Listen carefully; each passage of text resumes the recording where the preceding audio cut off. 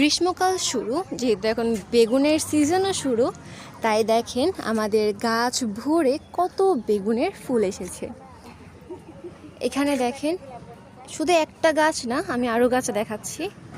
এই দেখেন এখানে বেগুনের ফুল রয়েছে, এখানে ফুল কলি।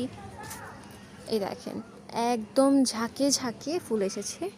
মাশাল্লাহ, ইনশাল্লাহ এই বছর আমাদেরকে আর বেগুন কিনেই খেতে হবে না। এই সাইডে আবার বেগুনের চারা করেছি, যাতে এই সকল গাছ থেকে বেগুন নেওয়া শেষ হয়ে গেলে এই গাছগুলো থেকে আমরা আবার ফলন পাওয়া শুরু করি। এই গাছেও দেখেন ফুল এসেছে, কলি এসেছে,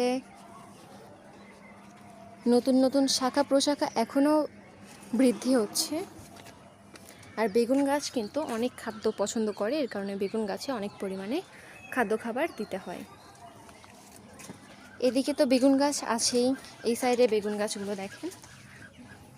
আমাদের ছাদে কিন্তু অনেক পরিমাণে বেগুন গাছ আছে, যেহেতু বেগুন আমাদের বাসার সবাই পছন্দ করে। গ্রীষ্মকালের মধ্যে বেগুনটাও অনেক প্রয়োজনীয় একটা সবজি, যার কারণে বেগুন গাছটা একদম বেশি করে করে লাগানো হয়েছে।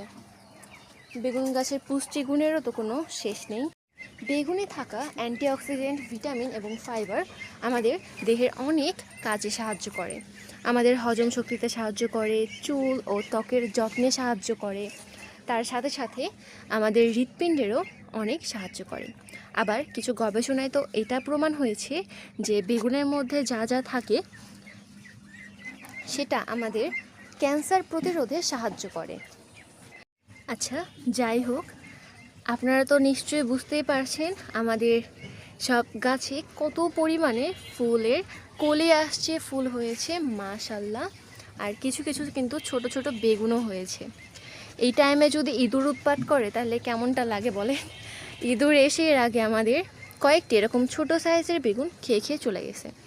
আবার বাসায় তো বরবটি নিয়ে গিয়েছিলাম, সেই বরবটিও খেয়ে চলে গেছে। এই যে এই সাইডে দেখেন বেগুন হয়েছে, এই সাইডে সুন্দর সুন্দর ফুল রয়েছে। বেগুনের ফুলগুলো দেখতে অনেক সুন্দর, যেহেতু বেগুনি রঙের হয়। আর এই সাইডের বেগুন কিন্তু গোল বেগুন। কই গেল? এই যে আমাদের ছাদে কিন্তু অনেক রকমেরই বেগুন গাছ রয়েছে। আর এই সব বেগুন গাছেই কিন্তু খাদ্য খুবই পছন্দ করে, তাই এদেরকে নিয়মিত খাদ্য খাবার দেওয়া হয়। সপ্তাহে একদিন তো মাস্ট এদেরকে আমরা জৈব সার প্রয়োগ করবই। যেমনটা হতে পারে সবজি পচানোর সার, অথবা চাল ধোয়া ডাল ধোয়া পানির যেই সার হয়